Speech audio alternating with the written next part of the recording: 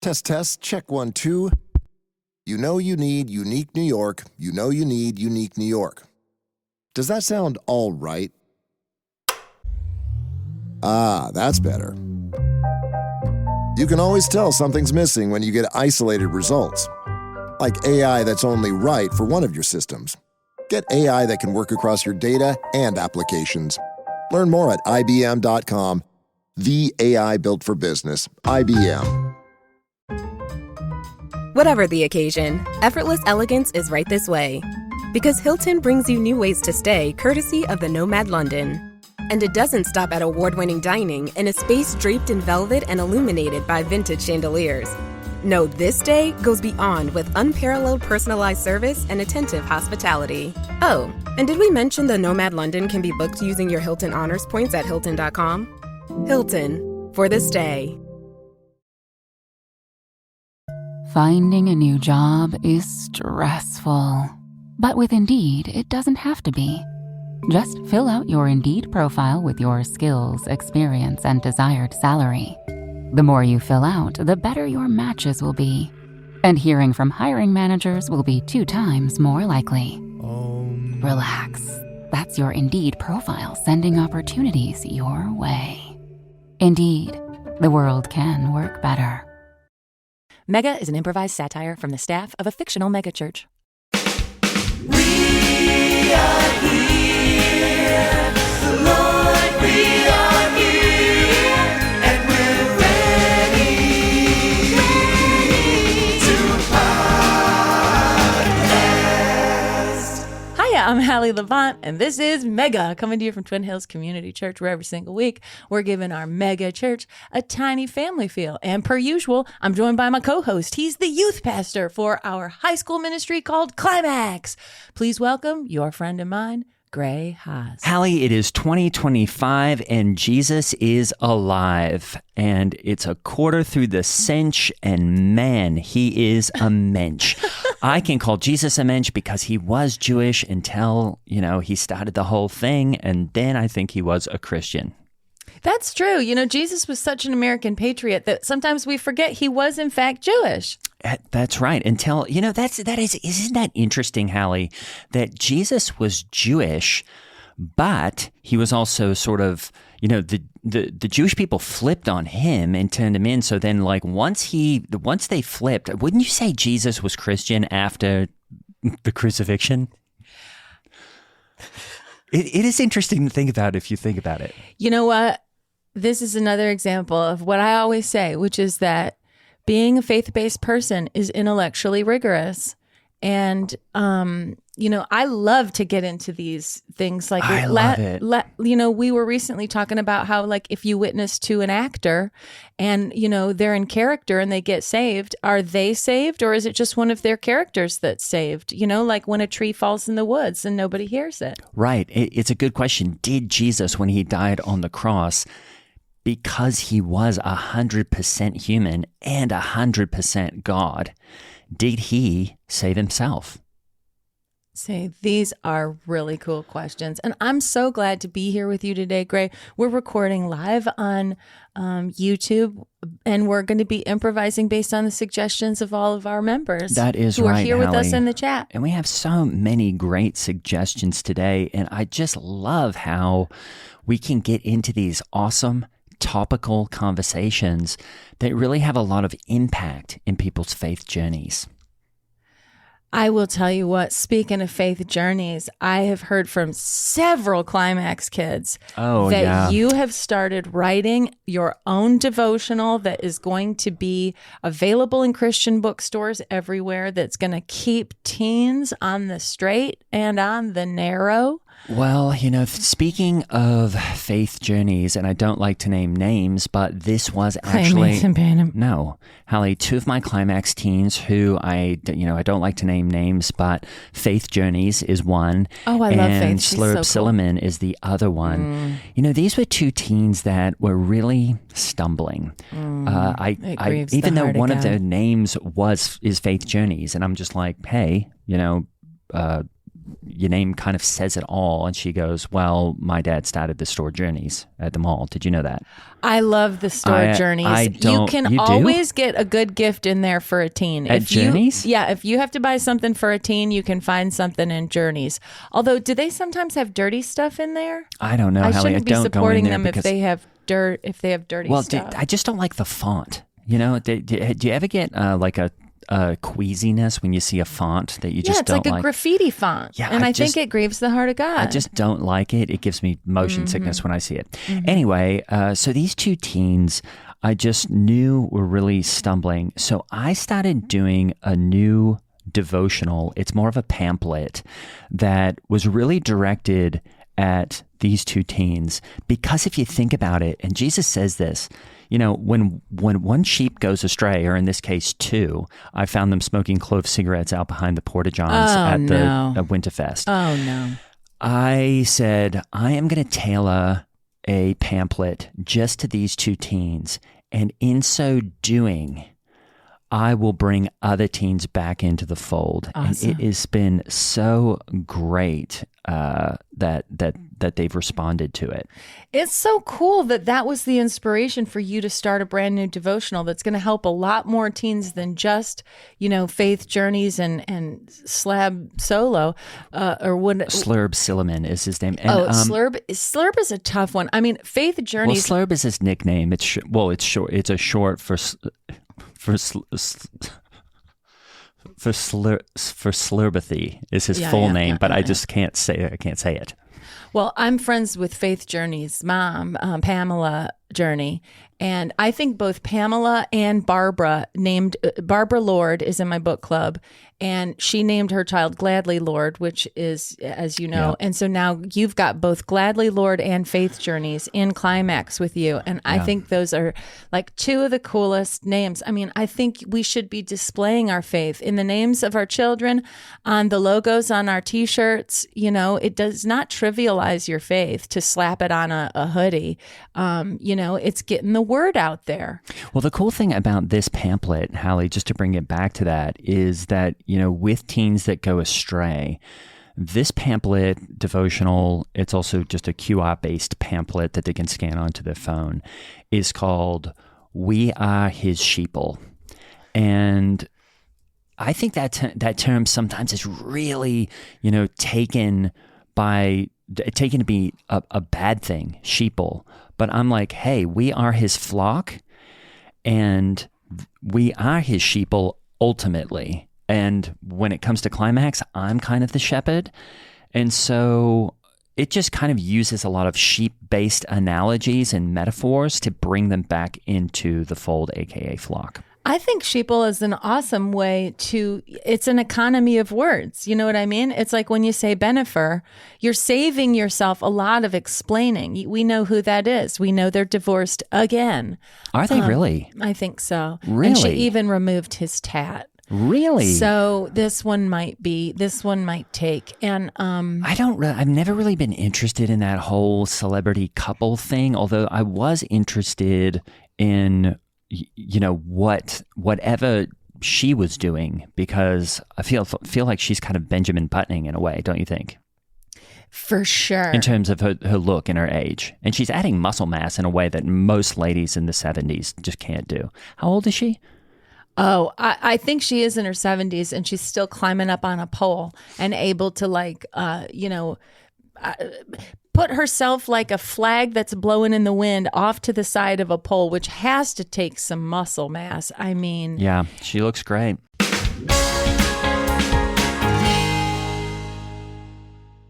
Ryan Reynolds here from Mint Mobile.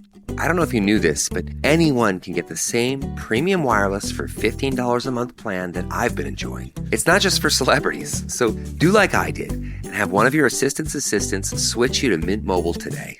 I'm told it's super easy to do at mintmobile.com/switch. Upfront payment of $45 for 3-month plan, equivalent to $15 per month required. Intro rate first 3 months only, then full price plan options available. Taxes and fees extra. See full terms at mintmobile.com.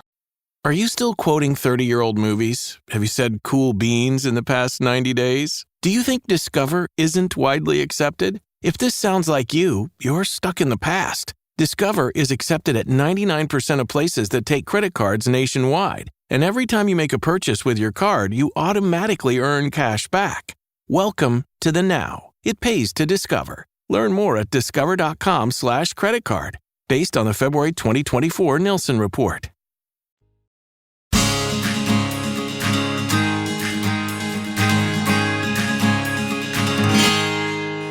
But, when you do open, here's the church, here's the steeple, open the door, see all the people. There are people who are following God. And God says, I'm the good shepherd. So we are sheeple. You know what I mean? And, I love when Jesus said, I'd leave the 99 for, the one sheep. Right. I find that to be so moving. Why does Ben Affleck always look like he's just, tumbled out of some kind of study for, sleep loss drugs? He's a real anomaly that makes you think you're really in the wrong timeline if that's someone who gets to be a mega superstar. I don't get it, because I'm very like, look confusing. At what I'm doing. I'm like, why isn't someone calling me to be in movies if that, I should be the next Batman if that's what you look like. Well, I like Chip and Joanna Gaines as a celebrity couple because they Chojo. are such a good example of a godly marriage and making all those gorgeous kids. I mean, they've added so many Christians to the fold. And everybody was going on and on about how they won't redo a gay house. Did you hear about that?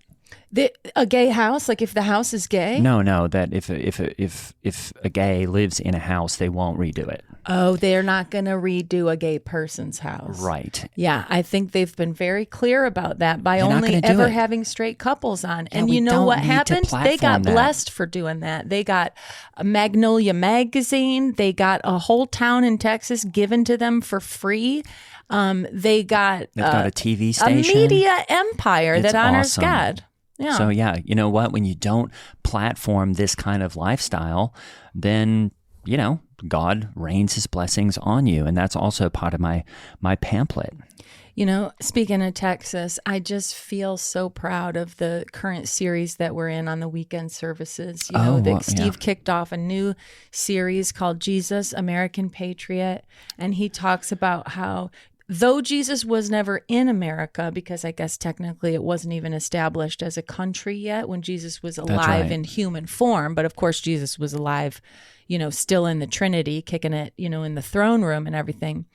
But Steve just is talking about different characteristics and traits of Jesus that happen to be very American. Right. Jesus is very masculine. Yeah. He has a blue-collar job and a white-collar job, if you think about it. He did carpentry, which is laboring with your hands. But he's kind of always wearing white, isn't he? Always wearing white, and he becomes a teacher, which is a white-collar job. Yeah. So he's covering the spectrum of having all human experiences and yet still never sinning. There's so many things that are American about Jesus. He was a wildly individual person. Yes. He manifested his own destiny. Yes. Which is very American.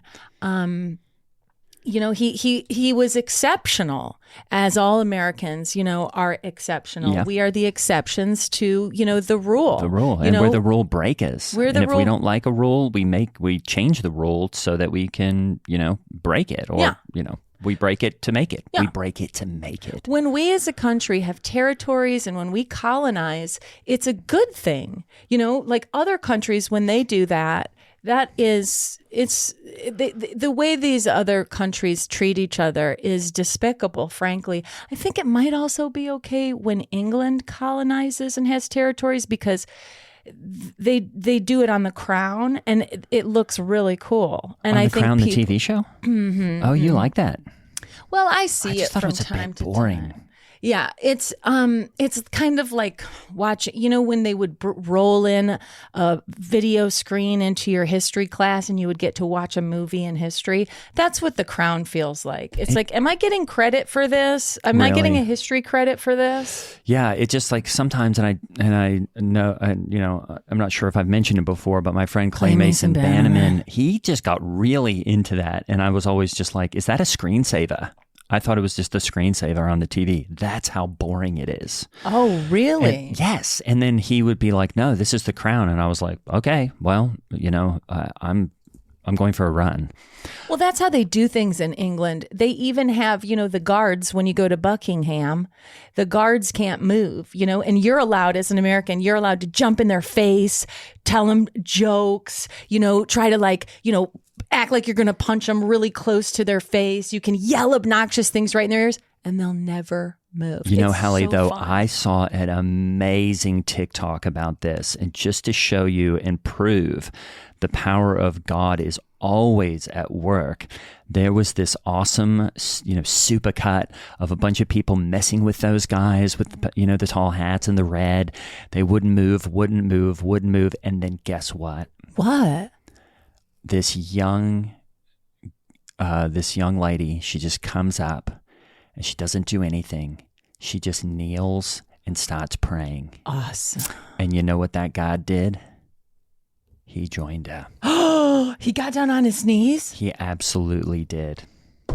Isn't that amazing? Honestly, that's the most beautiful thing I've ever heard. And I need that image in my mind to start 2025. Yeah. And I don't know if he was one of the guards from the Buckingham Palace or whatever, but it looked like that. And he might have just been a guy with a big black furry hat on. I couldn't tell. Who walked up out of the tube. But I think it was just the idea of it was so powerful. It's so powerful. And that, somebody could go right in there and knock the head off the queen if he did that. But he knows that, hey, when somebody's praying, I'm going to join.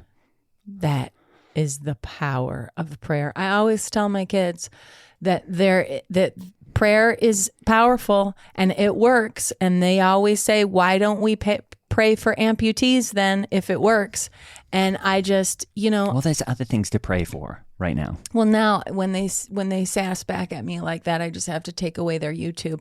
I used to take away their iPhones, and that doesn't work anymore because they're like, please take them. We're trying to break up with our phones anyway. These are addictive. The algorithm, all of this, whatever. I want a flip phone. I want a dumb phone. I want off this disgusting train. So now I'm like, no, you have to keep your iPhone.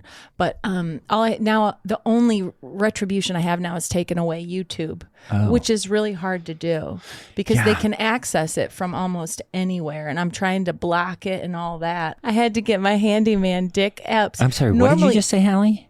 My handyman Dick Epps. What? Why are you saying? His name is Dick. Dick Epps. Dick Epps is my handyman. He's 7 foot tall and really cute. He has those kind of eyes that Italian guys have where they have such thick eyelashes that it looks like they're wearing... Did you say guy lashes? Eyeliner. Yeah, he has guy lashes and he's 7 foot tall. He always, when he comes over to my house, he's either coming over to, let's be honest, snake the tub, snake the sink, or snake the other tub, or snake the other sink, or snake the other tub, or snake the other sink. I've got so many bathrooms with all these kids. And so Dick Epps comes over. He'll clear out my gutters. He'll snake the tub. He'll do things like that. Okay. You know what I mean? He even painted my front room, which I really liked. He can do anything like that. Oh, what color? Oh my gosh. I went with a chartreuse. I'm not afraid of color. Gray. I like color. I've got a full mauve room. I've got a lavender room. I've got a chartreuse room. I have a lime green room. I have one room. Actually, my bedroom has one royal blue wall, one baby blue wall, one turquoise wall, and one mint wall. Sounds like a seizure. Awesome. I'm not afraid of color. I don't see color. Any hoodles, I asked Dick Epps, I said, you're so good with your hands and being able to, fix my garbage disposal, being able to get in under the sink. His name is Dick Epps. I know. Okay. EPPS, Dick Epps. Any hoodles. And how old do you think Dick Epps is? When you hear me say my handyman Dick Epps, what age do you think he is? Definitely over 60. Oh no, he's probably 33 years old and cute and 7 feet tall. Really? As soon as he started coming over and working on stuff, and he does so well, and he just takes Venmo, which feels like I'm not even paying real money. So it's awesome. And but I worried as soon as I laid eyes on him, Dick Epps, I said, with all these daughters I got in the house, one of them is going to like what they see when he's down on all fours in the kitchen trying to get my garbage disposal back up and running. Oh my gosh. Well, I have the one right now who only wears ballerina shoes and walks on her tiptoes, which my son Day said walking on tiptoes is a sign of autism. And I said, she's a girl. Oh, do ladies not have autism? No. Oh, really? So they don't even test them. So any hoodles, I asked Dick Epps if he could help me monitor my kids' phones, social media, internet use. Isn't he just a handyman? Does he do all that? But I said, if you can do all this around the house and you're 7 foot tall, which everyone knows that men in America get paid more based on how tall they are. And so that must mean that the taller you are, the more, skilled, intellectual, all those things. Like you, Gray, you're so tall. Yeah, I'm very tall. And like Donovan Gio is so short, he's not good at anything except, not putting on pants and coming up with all these catchphrases like cowboy butts drive me nuts. Anyway, so I asked Dick Epps if he could help me, sort of commandeer and maintain my kids' social media and internet activity. I want to be like Oz, just behind the curtain, but like pulling all the strings. I have things on all my kids' phones where I can read all of their texts all the time. That's great. And I've never told them that I can do that because I don't want them to know that. Why would you say that? Right. And so anyway, Dick's looking into it. He usually has to leave when I have a request for something in the house. He usually has to leave for a while, go to Lowe's, go to Home Depot, whatnot. So he had to leave and go figure out how to do the things I'm asking him on, the social media and media front. Right. I mean, I just don't. Sometimes I wonder if that's something that a handyman does, but I'm just not sure. Well, if they're handy, they can do anything. That's the whole thing.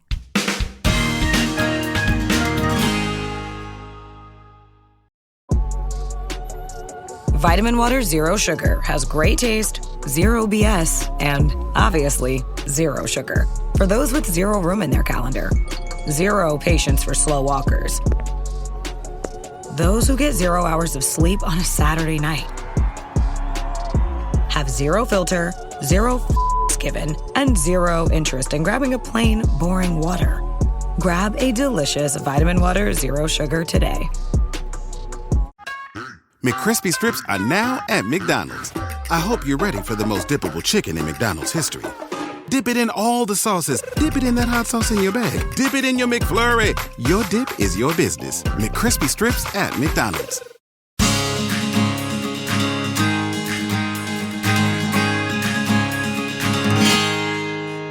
Yeah, speaking of, and I don't even know why I'm bringing it up, but I had a whole thing this week, honestly, Halle, with my neighbor, or Clay's neighbor rather, Donovan Gio. He got arrested. What? Yeah. He claimed, Halle, and this is messed up. It is absolutely messed up, that he was showering and he got locked out of his house because he was trying to fix. He said some pipe froze or something, but he got locked out of his house. What? Just in a towel. Got locked out of his house when he was taking a shower. I don't know the details, but it was basically, how the yards between our houses are. Anyway, he showed up half frozen. No Y-fronts, just a towel. What? And I called the police. I had to. And because I wasn't sure who it was, because he kind of looked like, he just didn't look like himself, like he was kind of covered in ice and stuff. And so he was in the backyard. I just thought it was kind of a naked guy running around. What? And as he and I probably should have called the cops off when I figured it out that it was him, but he was already kind of being arrested and taken away. But he was, even as he was getting arrested, he was shouting at me, Mark 14, you know what I mean? What? And Mark he was 14? trying to throw biblical stuff in my face, Halle, and he was trying to compare himself to the person that in Mark 14 got arrested in the garden and his clothes got ripped off. You can read about it. And this is a verse that, I've preached about many times. Mark 14? Mark 14, yeah, he gets. There is a guy in the Garden of Eden that during Jesus' Garden arrest. of Gethsemane. Sorry, Garden of Gethsemane. Did I I've say read Eden? Mark 14 every year for the last 2 decades. Right, in the Garden of Gethsemane, that does get his clothes ripped off, and I think it's probably because of a struggle. But it was so crazy because now I've got Donovan Geo trying to use the Bible against me and compare himself to Mark, who some people think it is Mark in Mark 14 that gets his clothes ripped off. There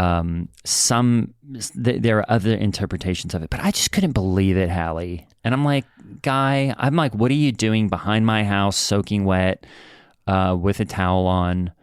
And then I was like, how did you get into my backyard or Clay's backyard? Because I put an extra tall fence. Yeah, with barbed wire. And I don't know. I said I obviously don't want popsicles to be subject to that kind of nudity. And so I just called the cops, and got him arrested. But then he was saying, he just kept saying, Mark 14, you know what I mean? Well, at least his catchphrase is quoting scripture at this point, or It's just referencing sick. scripture. I'm honestly going to have to pull out my exegetical materials and figure out what in the heck is going on with Jesus sweating blood and being very preoccupied with, please let this cup pass from me. I know that I came here and I was born here in human form just to die. And that was always the plan the whole time and all of that. But now that it comes down to it, it seems like it's going to hurt a lot. I'm not really that into the idea. He was having a human moment. He was saying, I don't know if I want to be strung up and, nailed to wood and pierced in my side and all that stuff. So here he was, praying in the Garden of Gethsemane, asking God to let the cup pass from him. God had to obviously have some tough love in that moment and be like, nope. You gotta die, and in a way, it's self-love, since Jesus, Jesus was God. Yeah, and then right there in that moment, there's a naked young man. It says, now, why is this guy there? Who's pulling his clothes off? Well, the soldiers pulled his clothes off. And, it says in the scripture that a young man followed him. He was wearing nothing but a linen cloth about his body, probably about the same size as a towel. That's why I'm guessing Donovan Geo was like, I'm like this guy. And they seized him. And apparently what happened, Halle, and the Bible is very specific about this, is they seized him, and I guess the linen thing came right off. And he went running into the night, naked as the day he was born. And that's kind of what happened in our neighborhood, because, when the cops came, they did grab the towel, and Donovan Geo was off into the night with about, a dozen state troopers running after him. And yes, I did call state police. Wow. Yeah. And so is he still locked up? Oh, I have no idea, Halle. I don't think so, because last night I heard just music coming from his house, and everything seems to just be right back to normal. I'm still caught up on this Garden of Gethsemane thing, Gray, because honestly, if Mark was the writer of the book of Mark, and Mark was the young man who was only wearing a towel around his waist in the garden while Jesus is praying. Maybe he ran away to go write the book of Mark. That's true. But I would hope he would put on some clothes before writing Holy Scripture. That's right. I don't know why he was just... it begs the question, Halle, why was he just wearing a linen cloth during their garden time? A sermon? Yeah. And also then, isn't it that he also appeared, Jesus appeared and hung out with him before he saw the gals? Yeah. Because in some of the accounts, it makes it sound like the gals were showing up on Easter morning and they were the first ones to see Jesus. But Mark, in his towel, just out of the shower, Mark might have been the first one to hook up with Jesus, post-resurrection. Right. Why is Jesus hanging out with this young man so much? That's weird. Well, I mean, in this scenario, I really relate to Jesus, because when you gather people around you, sometimes you don't have a choice about the sinners who are in your midst. And this is a perfect example. Every single day, I am tested, martyred, and actually put in the place of having to be a Christ-like figure to someone like my stupid neighbor. And I don't like it.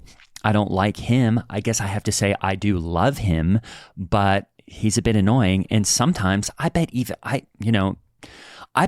Jesus had times when he was like, hey, I'd love to call the Romans on this guy. I don't want to say Jesus self-snitched, but in this scenario, maybe Jesus did call the Romans and they got the wrong guy. And then the other guy went, taking off into the brush, wearing nothing but wearing nothing but a towel and flashing everybody as knobs and bobs. And I just don't even think it's possible to think of all the scenarios in which we could justify a naked guy in the Garden of Eden with Jesus on the night of his arrest. Do you have any New Year's resolutions, Gray? Oh, yeah, I always have. Well, Halle, as I've said, my whole life is a resolution. Awesome. Every day I wake up, look in the mirror, and I give myself anywhere between 1 and 15 challenges that I am trying to absolutely live up to. Fire. And just because I'm #grinding all the time and trying to hashtag develop, self-develop, and do any manner of things to better myself, I don't really see January 1st as a day to start a resolution. I say, oh, that is the end of a series of resolutions I've been doing every single day since December 30th of last year. I start my New Year's resolutions on January 6th. Why? Because I feel like that's the day that, a lot of patriots said, we got to stand up for what's right. We've got to resolve to, Mm-hmm. But I have some great resolutions that I started on the 6th. One is that I got a new Lexus. It's bigger. Great. You turned your lease in? Yep. My lease was up. I got a new, bigger Lexus. Oh, great. And it's awesome. And I am going to only shop at garage sales and yard sales this year because I am not going to be a consumer anymore. Really? And I'm also going to have a garage sale and a yard sale of my own once per quarter. That's what I'm doing in 2025. So you're consuming less. I love that. Although I do think, I don't consume a lot except lean protein is basically my main consumption. That's right. And shop at garage sales. Are you going to have a garage sale of your own? Yes, I am going to. I need to because I have. My house is like a Home Goods threw up in there. There's just stuff everywhere. There's not an inch of wall space that's not covered in some form of, any manner of IKEA print to, something one of my daughters made or something. Which daughter? Well, I have a daughter who's an artist and she makes me a lot of stuff and I throw most of it away. Oh, really? But once every 20 things or so, I'll put one up on the fridge or something. My husband, Lance Labont, will occasionally put a mat and a frame on one of them and, say like, wow, she's a really good artist. We should continue to really like help her develop in this area. And I'm like, well, she's a girl. You know what I mean? Yeah. She's going to go to college for something and it'll kind of be a waste of money just because then she'll end up married and raising kids. You know what I mean? Every time I have a lady in Climax, for an example, like Faith Journey, she says things like, oh, I want to be, like this is in my pamphlet actually, but like, how do you lead ladies toward their true calling? And like, for example, with Faith Journey, she's like, I want to be a pop star, a singer. Slay. And I go, why don't you think about being a teacher who teaches singing. Awesome. So in the case of your daughter who's an artist, why don't you say, hey, why don't you think about or pray about being an art teacher? Slay.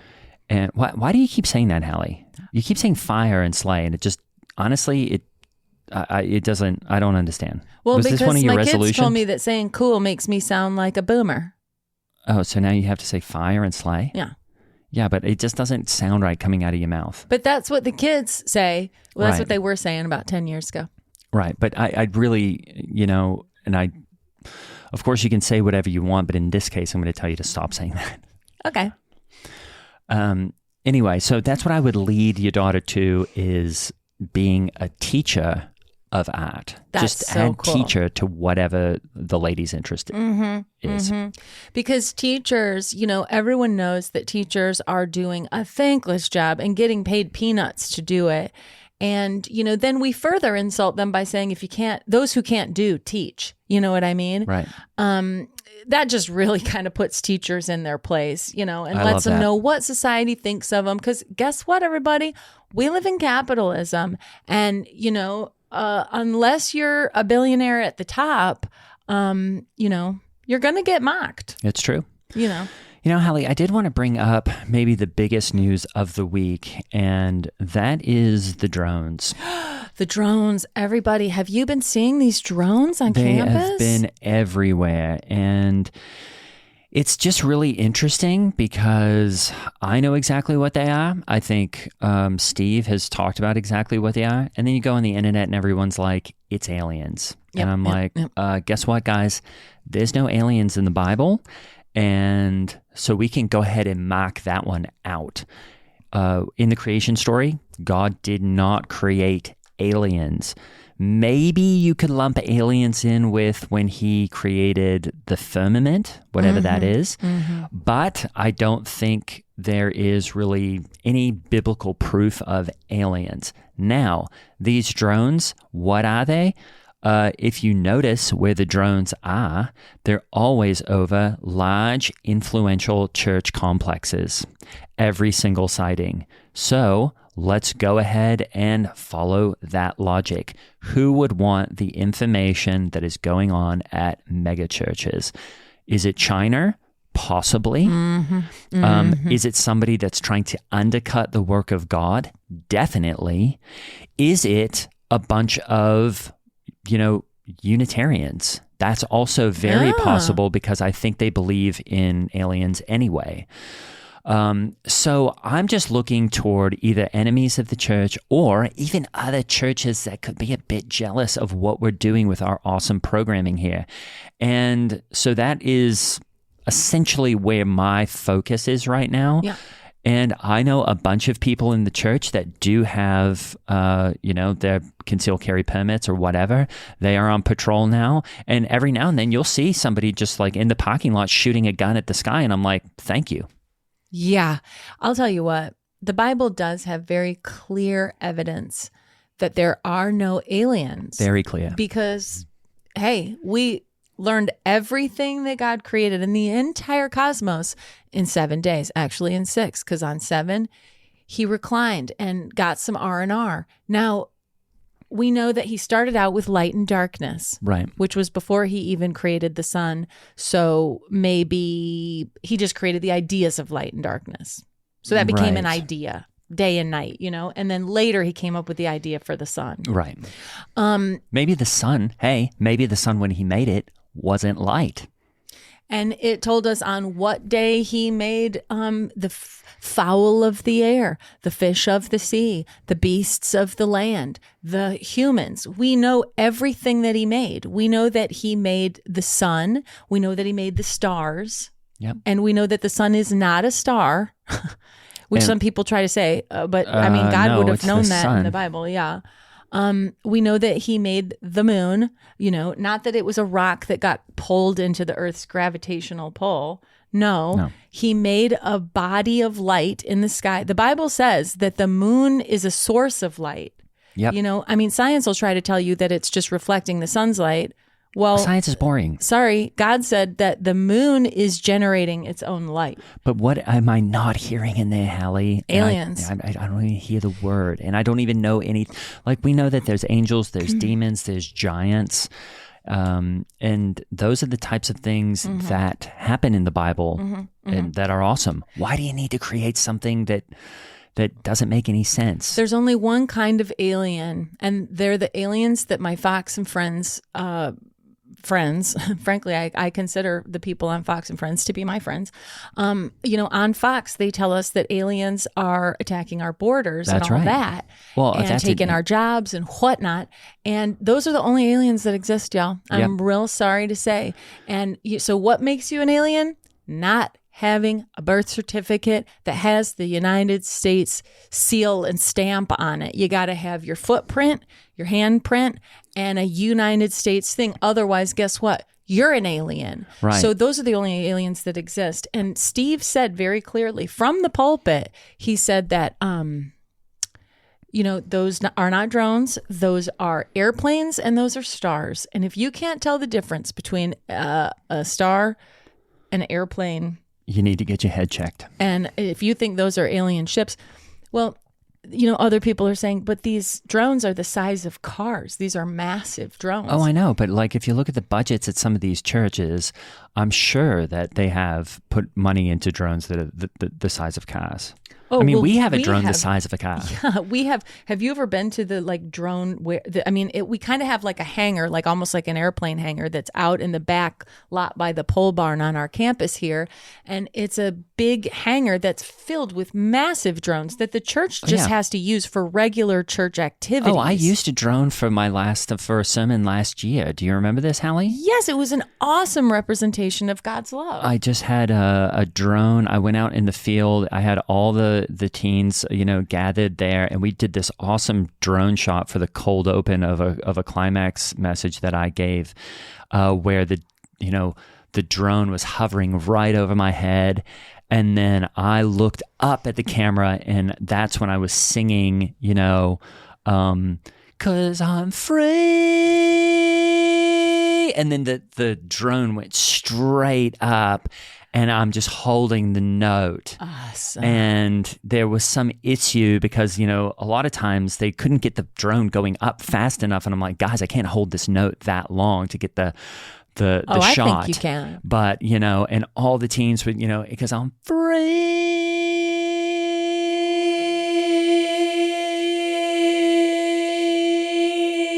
It's going up higher. It's I'm free.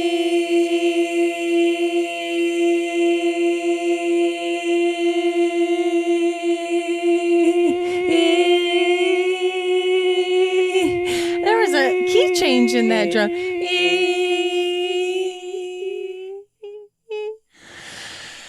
And that's how long I had to hold it.